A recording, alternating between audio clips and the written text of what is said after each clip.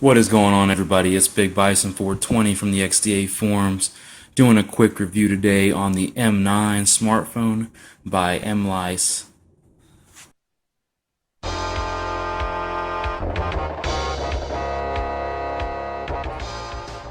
Alright guys, so this isn't going to be an actual unboxing, we're just going to do a hands-on review and show you the features and what the phone has to offer. So first, let's start with the outside body. You notice that the phone has a nice metallic rim. Feels like aluminum, stainless, kind of like an iPhone. So it has a premium feel to it. Being that the phone is priced under $100, that is quite nice. It doesn't feel like it's a $100 phone. You've got your volume button up and down and your power button on one side. The top actually is where the USB, micro USB, and earphone jack is. So that's where you're going to charge the phone. And then the other side is clean, and the bottom has the microphone. And that's very pretty much it. It's quite simple. You've got your LED flash, 5 megapixel camera on the back. Pretty clean design. It's got the Mlais logo on the back. And the front, you've got the these are hardware keys. This is not software keys. And your front-facing 2 megapixel camera. And then the speaker at the top, you've got your proximity sensors and all that, like any other smartphone. So it's pretty simple. It's very clean design. We'll turn the on power button here.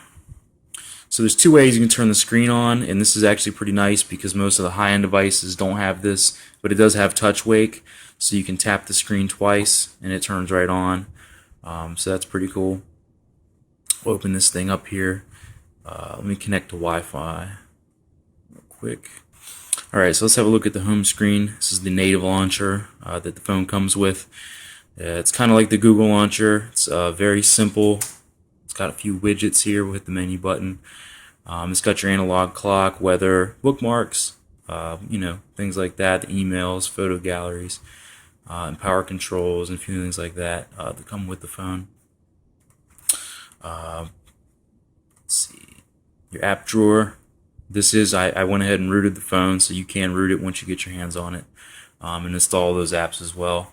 But it comes with a basic, browser, Chrome, stuff like that.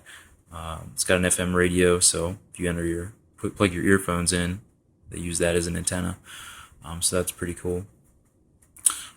But it's a very smooth phone. It has a gig of RAM, which I know isn't much, but it does have the octa-core 1.4 gigahertz processor. So just navigating and things like that, you're probably almost never going to see any lag. I've been using the phone for a couple weeks now, and it has yet to lag on me at all. So that's pretty important to me. So you won't have any issues. You won't be getting frustrated over that. It's a QHD display. Spread across 5 inches, so the pixel density is nice. The screen is actually a little more clear in person than in the video. It's actually pretty surprising how crystal clear the display is, which is one of the selling points on the phone. See, like I said, it's got a 2 megapixel front-facing camera. The back is a 5 megapixel. It's an okay camera. It's not a Canon or anything, but it'll definitely get the job done. It's quick. When you take you take a picture, it takes it right away. So very little shutter lag. It's got object tracking as well. So whenever you move away, the lens will go ahead and try to focus on the object, along with voice capture, which is something I see normally on the Samsung phones with the TouchWiz interface. So that's pretty cool. Let's see. All in all, it's a very stripped, basic vanilla version of Android 4.4. So that's very low resource intensive software, which is another reason the phone is so smooth. It also has the Mali 450 GPU, so the games are actually pretty smooth as well. I'll load this up real quick. This is, let's see, Real Racing. Excuse me, Real Racing 3.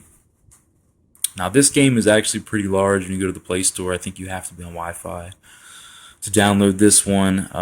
Very resource intensive game. So if you can play Real Racing 3 on this phone, then that's a good sign that the phone is about a mid-range phone. Despite the specs, I know most phones have more than a gig of RAM these days, but it doesn't have any user interface overlays or anything like a Galaxy phone or things like that. It's very, very clean, debloated, so it should run pretty good. It does take a minute to load though. Alright, so we got to load it up. Go ahead and I'm just going to try and start us into a race. The sound is pretty good. I'll turn it up as well. So you're hearing the sound from the phone.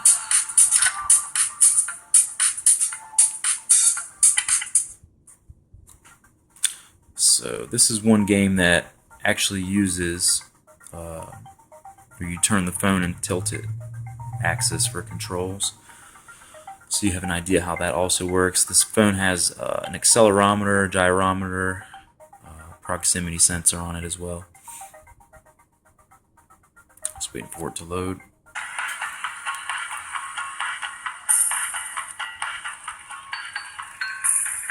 Try to zoom in a little bit closer. Graphics are pretty nice on this. The quality of the game, very high. Looks really good on the screen.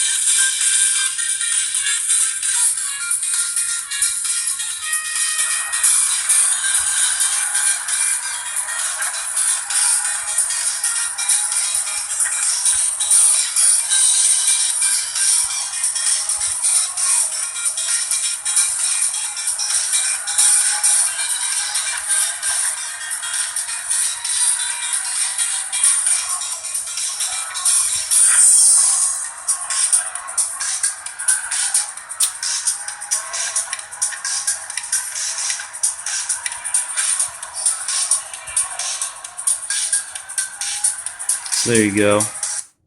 Quick little demo how that works. Handles pretty nicely. It's fun to play games and stuff on this phone. It does respond very quickly. There's not a lot of lag either. Simple stuff in here, man, like your flashlight comes in handy. Also, when you pull down the notifications menu, it kind of resembles that of a CyanogenMod. You've got your notifications, and then you're going to go ahead and click the top square. It's got all your toggles. It's got economical backlight as well, so it'll adjust the screen tone accordingly to the image that's being displayed to save your battery life. So battery life is pretty good. The phone does have a 2100 mAh battery, so that's not bad for the price that you pay for it. I will say the phone does last pretty long, surprisingly, on a 2100 mAh battery. Most phones that I have are between 3,000 and 4,000. Like I like the LG phones and the Samsungs, so I'm used to having more capacity, but it seems like the phone manages itself well with the battery power. It must be due to the octa-core processor shutting down, when the phone's not being used. So there's a few other things that help it out there. It's got your Wi-Fi, your Bluetooth. This phone actually has a few other things. Excuse me. It has air gesture, so it's kind of like the Samsung phones. If you're looking through your gallery, you can swipe over the proximity sensor and things like that. It'll change the picture. It's got gesture wake. So what basically this is, when the screen is off, you can enable one of these gestures, like gesture C we have set to phone, right? And you just trace the letter C, you'll see the logo come up, and it's going to go right to our phone, right? So that's pretty cool. You can set all those gestures as well to really any application that you see in here. And then if you install an application, it'll be in there as well. So that's something different that I haven't seen on really many phones at all. But all in all, it's similar to your basic Android 4.4 UI.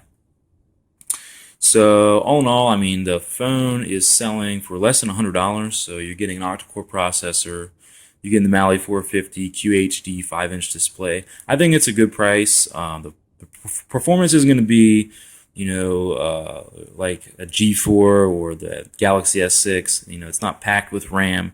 It's not a phone spec leader, by any means, but it definitely for getting calls and texts and stuff like that done, or social media, it definitely will do that no problem. Resource intensive gaming, I mean, it's going to be hit or miss, but that's with any phone. The benchmarks are actually pretty good. I'll take you through that real quick too.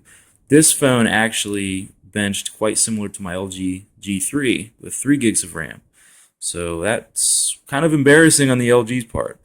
You can see right here it's got 8 cores, right? Max 1365 megahertz, switch 1.4 gigahertz, 1 gig of RAM. It's got your 540 by 960 resolution, Mali 450 GPU. So you can see all the specifications, and there's the proximity sensors, accelerometer, light sensor, orientation, and then the 3-axis. So we'll go in here, we'll do a quick benchmark for you. I know people like to see that. If you're more about specifications on paper, you can see that this does perform quite well.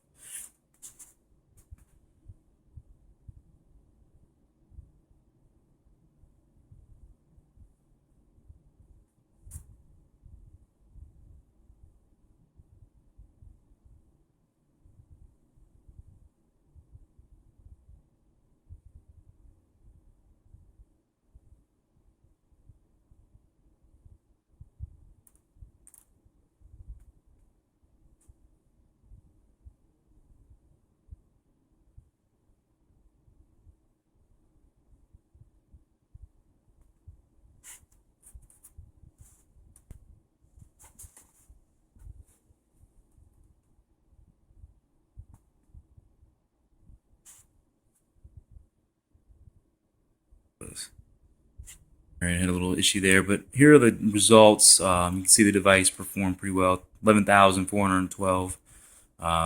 So that, I believe my LG was around 12,200. So that was pretty impressive to me, actually. You don't really get that out of a budget-priced phone. So all in all, less than $100. If you need a backup phone or just looking to upgrade maybe from an older phone you have, this is definitely a great device to check out. Off contract, less than $100.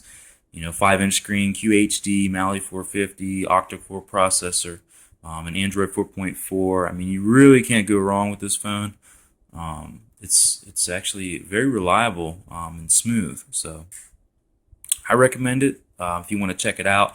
I believe it's on sale right now too. www.dx.com. It's the M9 by Mlais. I believe it's $86 right now, plus free shipping. So check that out. And if you guys have any questions, go ahead and leave a comment on the video. Thanks for watching.